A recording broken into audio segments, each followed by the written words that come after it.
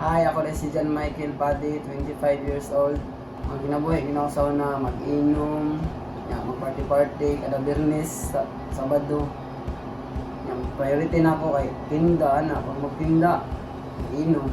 Ang una na ako nadunggan ang pulong sa Ginoo katong sila Ate Jackie Galigisa na nagsilgop sa tindahan ng sauna.